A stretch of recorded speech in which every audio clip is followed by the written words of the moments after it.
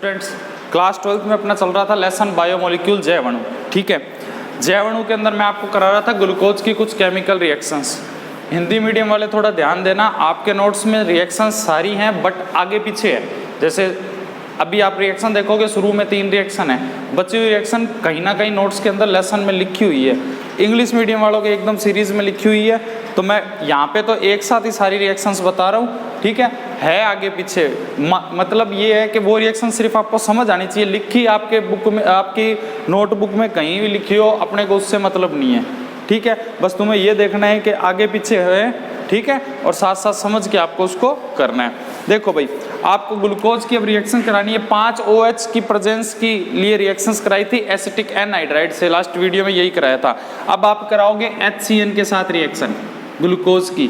इसके साथ रिएक्शन कराने से पता चलता है ग्लूकोज में क्या है, एक एल्डिहाइड है। ग्लूकोज में क्या है, एक एल्डिहाइड है, CHO, CHOH4 और CH2OH।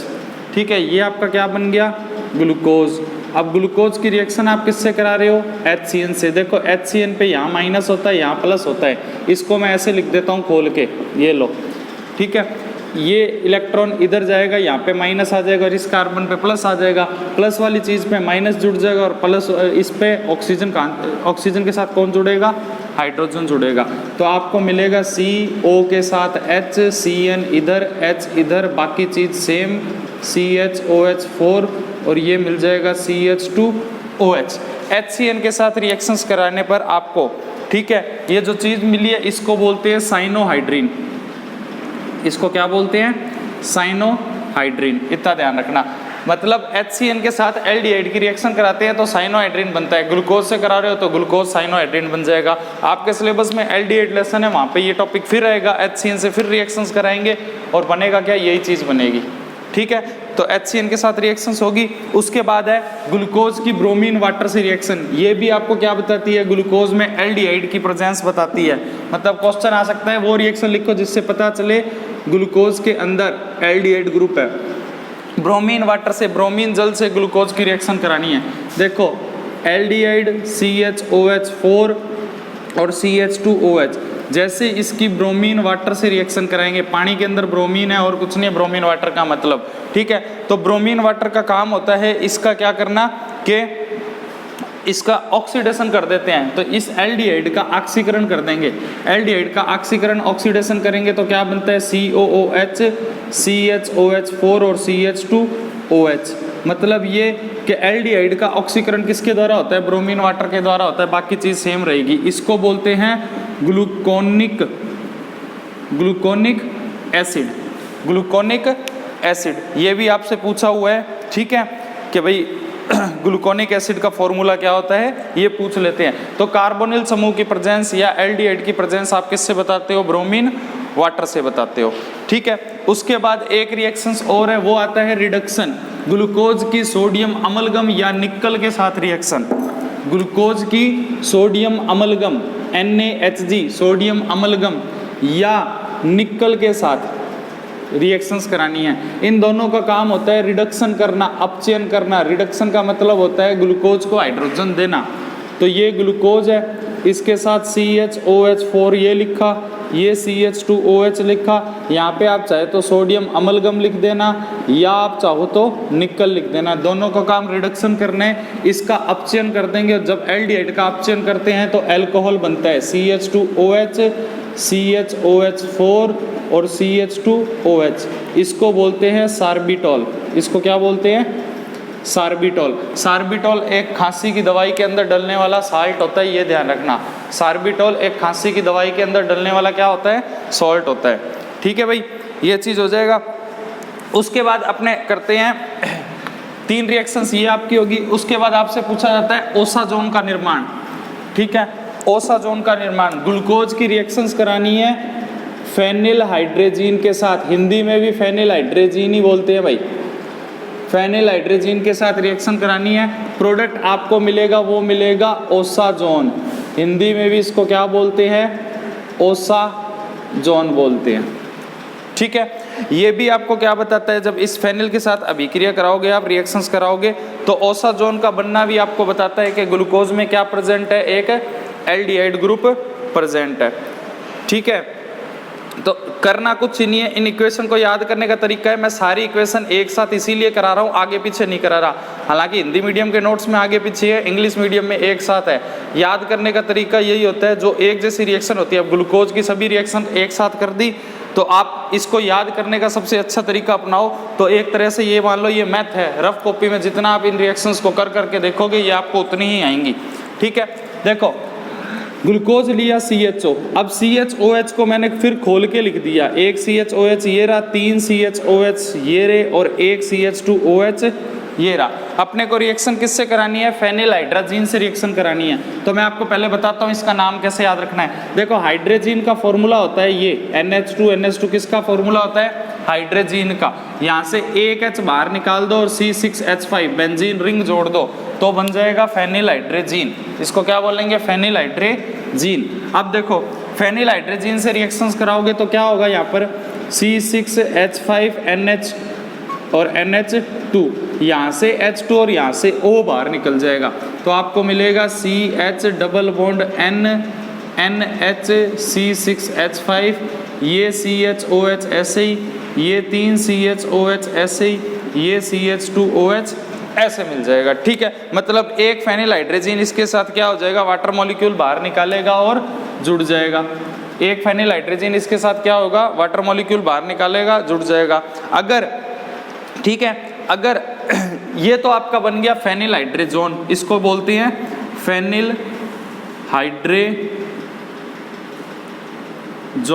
अगर आपने इसके अंदर और ज्यादा क्या मिला दिए, यही फेनिल हाइड्रोजन क्या कर दिया? और ज्यादा मिला दिया। तो जैसे फेनिल हाइड्रोजन और आप मिलाओगे, ठीक है, तो इसमें से होगा क्या कि एक मॉलिक्यूल तो बाहर निकलेगा यही वाला C6H5, बच NH2 निकल जाएगा। इसको बोलते हैं, बेंजीन के ऊपर NH2 लिखा होता है उसको बोलते हैं एनिलीन। बेंजीन के ऊपर NH2 लिखा होता है उसको बोलते हैं एनिलीन। और एक यहाँ से क्या निकलेगा? ये NH, इस NH के साथ ये दो हाइड्रोजन बाहर निकलेंगे। देखना ये दो हाइड्रोजन बाहर निकलेंगे तो क्या निकल गया? NH3 बाहर निकल गया, C6H5 NH2 भी क्या हो गया? बाहर निकल गया। यहाँ पे C डबल बॉन्ड O बन जाएगा। अगर ये अधिक लोगे तो CH double bond NH C6H5, ये हो जाएगा C डबल बॉन्ड O, ये हो जाएगा CHOH3, ये हो जाएगा CH2OH। C double bond O बन गया। अब इसकी क्या करो? फिर करा दो रिएक्शन फेनिल हाइड्रोजीन के साथ, C6H5NH2 के साथ। तो एक और वाटर मॉलिक्यूल अब बाहर निकल सकता है, ये H2 और ये वाला O2 क्या कर दो? बाहर निकाल दो। बची हुई चीज को जोड़ दो तो CH double bond NH C6H5, फिर यहाँ पे C double bond NH C6H5, फिर यहाँ पे CHOH3 और CH2OH बन जाएगा। इसको बोलते हैं ओसाजोन। इसको क्या बोलते हैं? मेन प्रोडक्ट क्या है? ओसाजोन। ठीक है भाई, ग्लूकोज के साथ बनाया है तो ग्लूकोसाजोन बोल देंगे पूरा नाम। ग्लूकोज के साथ बनाया है तो ग्लूकोसाजोन बोल देंगे। दोबारा देख लो, पहले ग्लूकोज लिया, ग्लूकोज को मैंने खोल के लिख दिया एक मॉलिक्यूल और, ठीक है, फेनिल हाइड्रोजन से रिएक्शन कराई, वाटर मॉलिक्यूल बाहर निकाला, इसके साथ जोड़ दिया, फेनिल हाइड्रोजोन बन गया। अब दोबारा मैंने वापस रिएक्शंस कराई है। क्यों कराई? क्योंकि यहाँ से क्या होगा? C6H5NH2 ये बाहर निकल जाएगा, ये NH इन दो H को बाहर ले जाएगा, NH3 बाहर निकल गया। जैसे ये बाहर निकलेगा एक कार्बोनिल कंपाउंड फिर बनेगा कीटोन टाइप का, ठीक है। फिर फेनिल हाइड्रोजन डालोगे तो H2O बाहर निकल जाएगा, ये H2O बाहर निकलेगा तो आपको क्या मिल जाएगा? ओसाजोन मिल जाएगा। ठीक है बच्चों, इतनी चीज क्लियर होगी। उसके बाद अपने बात करते हैं टोलेनोवेफेलिन। देखो मैंने आपको पहले ही बताया है कि मैंने कहा था ये डीप भी आपको बता दूंगा और एल्डिहाइड कीटोन लेसन करेंगे वहां आपको फिर एक बार बताऊंगा। टोलेनोवेफेलिन के साथ क्या करनी है? आपको ग्लूकोज की रिएक्शंस करानी है, ठीक है। तो जाहिर सी बात है ये क्या करते हैं? ऑक्सीकरण करने का काम करते हैं, ऑक्सीडेशन करने का काम करते हैं, पहली बात तो, ठीक है। तो मैं पहले करा रहा हूँ reaction with Fehling reagent, reaction with Fehling reagent, Fehling अभिकर्मक के साथ पहले तो अभिक्रिया आपको करके बता रहा हूँ, ठीक है। फेनिल अभिकर्मक के साथ जब आप अभिक्रिया करोगे, देखो फेलिंग रिएक्शन होता क्या है? फेलिंग रिएक्शन है ना, अपनी लैब के अंदर दो बोतल रखी होती हैं, एक पे लिखा होता है फेलिंग ए, एक पे लिखा होता है फेलिंग बी, ठीक है ना। एक पे लिखा होता है फेलिंग ए और एक पे लिखा होता है फेलिंग बी। ये तो होता है एक्वस जलीय CuSO4 का विलयन, जलीय CuSO, पानी के अंदर कॉपर सल्फेट डाल के एक शीशी में भर के रख देते हैं, उसको लिखते हैं फेलिंग ए, ठीक है। दूसरा होता है एक्वस जलीय NaH का विलयन, एक के अंदर क्या करेंगे, पानी में कास्टिक सोडा घोल के रख देंगे, उसको बोलेंगे फेलिंग बी। इसी को बोलते हैं रोसेल लवण, इसी को बोलते हैं रोसेल लवण, इंग्लिश में भी इसको रोसेल लवण ही बोलते हैं भाई, ठीक है। रोसेल सॉल्ट, रोसेल सॉल्ट इसी को बोलते हैं। मतलब ये दो आपको क्या लैब में बने हुए मिलते हैं, होते क्या है, फेलिंग ए कॉपर सल्फेट का सॉल्यूशन और फेलिंग बी होता है एक्वस NaH का सॉल्यूशन। अब क्या कराते हैं, ग्लूकोज की रिएक्शंस कराते हैं इन दोनों शीशियों के साथ, ठीक है। ये दोनों शीशी लेंगे, थोड़ी थोड़ी क्या करेंगे, इसके अंदर मिला देंगे। एक टेस्ट ट्यूब में ग्लूकोज ले लिया, ग्लूकोज के अंदर आपने एक तो डाल दिया कॉपर सल्फेट का सॉल्यूशन, तो ये तो आपको देगा Cu+2 आयन, कॉपर सल्फेट टूटने पर Cu+2 देता है। और ये होता है बेस, ये बेस टूटने पर आपको देगा OH-। क्षार की उपस्थिति में, बेस की प्रेजेंस में कॉपर के साथ ग्लूकोज की क्या कराते हैं, रिएक्शन कराते हैं। तो इस ग्लूकोज का क्या होता है, ऑक्सीडेशन होता है और प्रोडक्ट आपका क्या बनता है, ग्लूकोनिक एसिड बनता है। प्रोडक्ट तो आपका क्या बनता है, ग्लूकोनिक एसिड, जो अभी आपने बनाया था, ग्लूकोनिक एसिड बनता है जो अभी आपने बनाया था। बट साथ में क्या प्रोडक्ट बनता है, साथ में बनता है Cu2O+H2O। Cu2O का क्या बनता है, रेड PPT, लाल अवशेप बनता है। अवशेप का मतलब क्या होता है, जिस टेस्ट ट्यूब में आपने एक टेस्ट ट्यूब में ग्लूकोज लिया, थोड़ा सा फेलिंग ए खोला, 2-4 बूंद कॉपर सल्फेट की डाली, 2-4 बूंद आपने NaH की डाली, जैसे ही डालोगे ना तो टेस्ट ट्यूब के नीचे ना लाल खून जैसा एक छल्ला बन जाएगा। टेस्ट ट्यूब के नीचे लाल खून जैसा क्या है, एक छल्ला सा बन जाएगा, उसको बोलते हैं रेड PPT। और वो किसका बनता है, क्यूप्रिक ऑक्साइड का बनता है। मतलब ग्लूकोज का फेलिंग के साथ ऑक्सीकरण होने पर क्या बनता है, रेड PPT बनता है।